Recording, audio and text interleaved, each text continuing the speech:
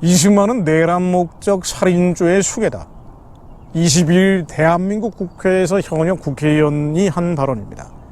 박민식 국가보훈처장 장관 인사청문회 자리에서 진보당 국회의원 강성이라는 자가 한 말인데요. 이 말도 말이지만 여기 동조하고 있는 민주당 국회의원들이나 여기에 제대로 된 대응을 못하고 있는 국민의힘 국회의원들의 수준도 참담하기 짝이 없습니다. 정치권에서는요, 거짓말과 선동이 나왔을 때 부인되지 않으면 그 거짓말과 선동도 진실처럼 유통될 수밖에 없습니다. 국회라는 곳은 대국민 교육장 같은 곳이거든요. 이런 거짓말과 선동이 나왔을 때 제대로 된 대응이 나와야 되는데 그 대응을 할 수 있는 실력은 물론 의지를 갖추고 있는 여당 국회의원들도 없다라는 걸 보여준다는 면에서 정말 참담하다는 생각을 금할 길이 없습니다. 자, 왜 이 얘기를 했냐면요, 강성이라는 자가 인용을 그대로 해보겠습니다. 보훈처가 이승만 기념관을 건립 추진하고 있지 않습니까? 여기에 대해서 전두환, 이승만이 다르지 않다고 생각한다. 전두환 판결문을 꼭 읽어봐라. 이승만과 어떻게 다른지. 이승만 기념관을 만든다는 것이 전두환 기념관도 만들겠다는 것으로 들린다. 4.29 사상자가 발생했기 때문에 5.18과 다르지 않다. 뭐 이 얘기를 하는 것 같아요. 자, 여기에 대해서 박민식 후보자, 그러니까 인사청문회 자리니까 제대로 된 말을 이분은 하기 어려웠을 거예요. 알고 있었다고 해도 말입니다. 그러니까 국민의힘 국회의원들이 커버를 해줘야 되는데 이제 그게 안 돼서 궁색한 얘기를 마치 변명처럼 하고 말았습니다. 자, 박민식 후보자 얘기를 들어볼까요? 4.19의 핵심 주역 중 상당수가 최근 이전 대통령에 대해 평가를 제대로 해야 된다고 한 것을 봤다. 이승만 전 대통령은 1등 건국 공로 훈장을 받았다. 그러니까 법적으로 이승만 대통령은 대통령의 지위와 전직 대통령의 지위와 독립유공자 지위를 가지고 있기 때문에 전두환 대통령과 격이 다르다. 뭐 이 말을 한 거로 보입니다. 근데 본질은 뭔 거 아니요. 4.19에서 사상자가 발생한 것, 그것 때문에 내란, 살인, 수괴, 이 세 단어 아주 자극적인 이야기를 일부러 쓴 건데요, 강성이가. 가장 본질적인 것은 3.15 부정선거에 대한 국민들의 권기가 4.19였는데 3.15 부정선거는 대통령 부정선거가 아니었습니다. 이승만은 이미 대통령이 확정된 상태였고 부통령 선거가 부정선거로 치러진 거였어요. 그리고 이것을 이승만은 지시한 적도 없고 또 여기에 대해서 국민들에게 발표하라는 명령을 더더군다나 내린 적이 없어요.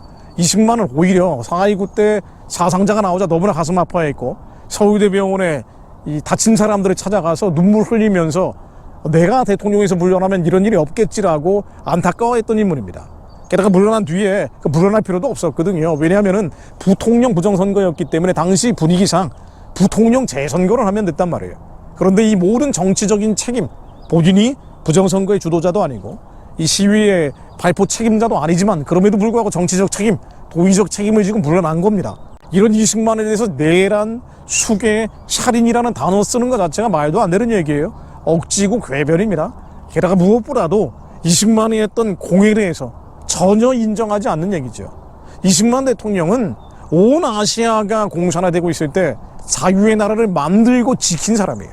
대한민국을 건국했을 뿐 아니라 6.25를 포함한 공산주의 세력의 위협으로부터 중국 공산당, 소련 공산당, 특히나 북한의 노동당으로부터 대한민국을 지켜낸 사람입니다. 한미 동맹을 만들고 주한미군을 주둔시키고 떠나겠다는 미국, 동맹을 안 만들겠다는 미국을 공간 협박해서 한미동맹을 만들었단 말이에요. 주한미군을 주둔시켰단 말입니다. 그래서 대한민국을 부국강도의 근간을 만들어낸 사람이에요. 박정희 근대화도 이승만이 만들어낸 안전판 위에서 가능했단 말입니다. 교육혁명을 했던 사람이에요. 농지개혁을 통해서 국민들의 먹거리, 살거리를 만들어준 사람입니다. 아니, 자유가 완전히 박탈돼서 북한처럼 인간 생적이 되는 건 막은 사람이란 말이에요. 공이 99입니다. 과가 마지막에 나왔던 말년에 그 노쇠지면서 나왔던 2%의 과란 말이에요. 근데 이 과를 과장하고 확대하고 조작하고 날조해서 내란, 살인, 수괴라는 단어를 국회에서 국회의원들이 하고 있단 말이죠.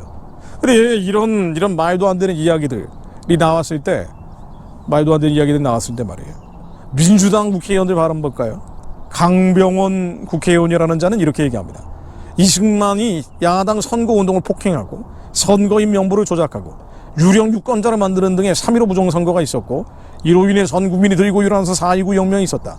부정선거를 해서 국민들의 혁명으로 쫓겨난 독재자를 기념하겠다는 것은 우리 헌법을 부인하는 것이라고 생각하지 않느냐. 그럼 대한민국 헌법 부정한 문재인에 대해서는 그러면 어떻게 처우를 해야 됩니까? 부통령 부정선거에 대해서 도의적 정치적 책임지고 물러난 이승만에 대해서 내란, 살인, 수괴라는 단어가 나오는데도 아니 이승만이 독재했기 때문이다라고 주장하는 그런 국회의원들이 국회의원 자격이 있는 사람이에요. 민주당의 김성주라는 국회의원도 이렇게 얘기하더군요. 부정선거를 치르고 무고한 시민을 향해 발포해서 사람을 죽게 한 민주주의 유린자다. 그런데 자유민주주의 공이 있다고 기념관을 건립하겠다는 게 과연 국민 동의를 얻을 수 있는가? 당신 같은 주장들이 국민 동의를 얻을 수 있겠습니까? 정말 화가 나는 얘기들이에요. 이런 무지와 이런 무지를 통해서 대한민국의 자유민주주의를 훼손하고 있는 행태에 대해서 화가 나는 일입니다. 자, 그런데 국민의힘 국회의원들, 자, 뭐 이런 얘기 하나 나왔더군요. 보훈에는 여야가 없고 이념이 개입할 여지도 없고 해서는 안 된다. 아니, 이 시간만 거짓과 선동이 나오고 있으면은 무엇이 거짓이고 무엇이 선동인지 말을 해줘야 될 거 아닙니까? 그러면서 나는 몰라라고 덮어버리는 거 아니에요. 게다가 이 강성이라는 사람이 어떤 사람이에요? 왜 내란이라는 표현을 썼겠습니까? 통진당 후예들 아닙니까? 진보당은 통진당이 해산되고 위헌장당으로 해산됐잖아요. 북한식 사회주의를 폭력을 통해서라도 실현하겠다라고 해서 해산된 정당이, 그 해산된 정당의 후예들이 만든 정당이 바로 진보당입니다. 그 진보당의 강성이 이석기 후배죠. 그리고 이 진보당은 경기 동부연합 출신들, 통진당의 주도 세력이 경기 동부연합이었잖아요. 경기 동부연합은 주사파들 아닙니까? 골수 주사파들이 만든 경기 동부연합이 통진당을 장악했고, 통진당이 해산되자 그 경기 동부연합 출신들이 진보당을 만든 거예요. 그래서 강성이도 이석기의 후배고, 강성이의 보좌관들도 예전에 이석기, 이정희 보좌관 했던 경기 동부연합 출신들이라는 거 아니에요. 그러니까 이석기 세력이란 말이에요. 이석기가 내란 선동죄로 9년형을 받았잖아요. 그러니까 이걸 안갚음하려고 일부러 이승만을 끌어내리기 위해서 내란, 살인, 수괴라는 단어를 쓴 겁니다. 여기에 대해서 국민의힘 얘기를 해야 될 거 아니에요. 자유민주주의 지키기 위해서라면 말을 해야 될 거 아닙니까? 근데 실력도 실력이지만 의지가 없는 거예요. 왜? 그 잘 나가던 사람들이 자신들의 권세와 영광을 지키기 위해서 국회의원 금배지를 달았단 말이죠. 이러다 보니까 뭐 싸울 의지도 없고요. 그리고 진보당이 이런 식으로 국회에서 깽판을 치는데 방임하고 있는 겁니다. 도둑이 날뛰고 있는데 내버려 두고 있는 거예요. 이런 상황까지 온 겁니다. 자, 이번에 진보당이 왜 당선됐어요? 민주당이 후보로 내지 않았기 때문이죠. 그러니까 전주에서 후보로 내지 않았기 때문에 민주당 고맙습니다라는 프레카드를 들고 다녔어요. 이 진보당이 말이죠.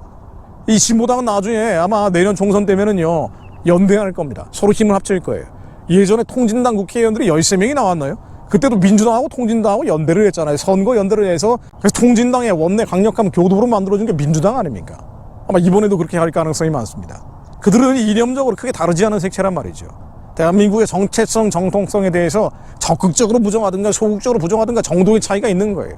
그러면 이 자유민주주의가 뭡니까? 교회를 지키는 체제 아니에요. 대한민국이 하나님께 기름 부으셔서 만들어진 나라인데 이 나라의 선교 사명을 감당하기 위해서 자유민주주의가 필요한 거 아닙니까? 교회를 지키기 위해서란 말이에요. 그럼 교회를 지키기 위한 체제를 지켜내겠다는 지도자들, 지식인들이 입을 닫고 있는 거예요. 닫고 있는 겁니다. 눈을 꽉 막고 있는 거예요. 어떻게 됩니까? 마지막 보루는 교회밖에 없습니다. 서양에서도요, 공산화되지 않은 이유는 군대, 교회였어요. 근데 군대가 나설 수는 없잖아요. 교회밖에 없습니다. 교회가 무엇이 참이고 거짓인지, 무엇이 선이고 악인지 적어도 북한 문제에서 분별해야 됩니다. 저 우상숭배의 진이 예수 이름으로 평화적으로 무너져야 된다고 알고 기도하고 선포해야 돼요. 그리고 분별한 만큼 행동해야 됩니다. 엉뚱한 행동하지 말고 하나님의 마음을 받아서 기도하고 선포하고 행동해야 됩니다. 하나님, 한국 교회가 깨어나게 하옵소서. 세상에 취하고 잠들어 있는 한국 교회가 깨어서 하나님이 선하고 기쁘고 온전하신 뜻이 무엇인지 분별을 알게 하시며 그것을 선포하게 하옵소서. 예수 그리스도의 이름으로 명하노니 북한의 우상숭배지는 무너질지어다. 남한의 추사파 세력도 함께 망할지어다. 그럼 한국 교회가 기도하고 선포하게 하옵소서.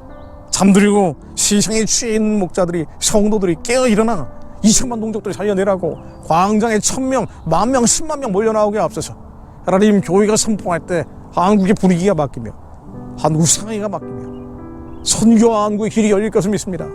남한의 모든 악법과 악한 제도들도 북한의 우상체제와 함께 무너져 내릴 것을 믿습니다. 더 이상 이 악한 입소리들이 발작하지 않게 하시며 교회의 목소리가 더 커지게 하옵소서. 한국 성도들의 선하고 기쁘고 온전하신 하나님의 뜻을 이루겠다는 그 목소리가 더 커지게 하옵소서. 주님이 그리 해주실 것을 믿습니다. 아직 바알에게 무릎 꿇지 않는 7천인이 남아있기 때문입니다.